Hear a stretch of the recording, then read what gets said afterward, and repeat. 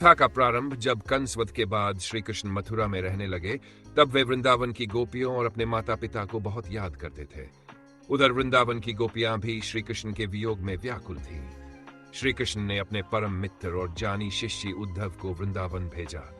उन्होंने कहा, उद्धव, तुम जाकर गोपियों को उस ज्ञान का उपदेश दो और समझाओ कि आत्मा अमर है, मैं सर्वत्र हूं। उद्धव का संदेश। उद्धव जी वृंदावन पहुंचे और गोपियों को समझाने लगे, श्री कृष्ण सर्वव्यापक है।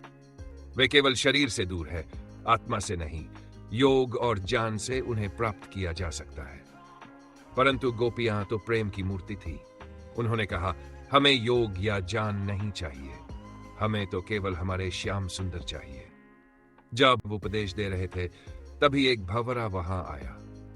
गोपियां उस भंवरे को श्री कृष्ण का दूत समझकर उससे ही बातें करने लगी।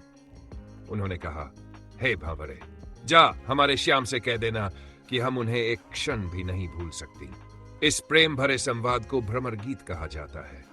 इसमें गोपियों का विरह और अनन्य भक्ति झलकती है। निष्काम प्रेम देखकर उद्धव जी चकित रह गए।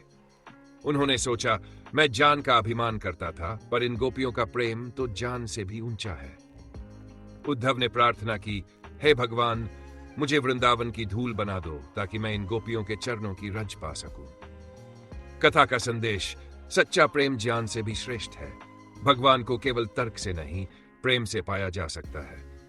गोपियों की भक्ति सर्वोच्च भक्ति मानी गई है। यह कथा हमें सिखाती है कि निष्काम प्रेम और समर्पण ही भगवान तक पहुंचने का सरल मार्ग है।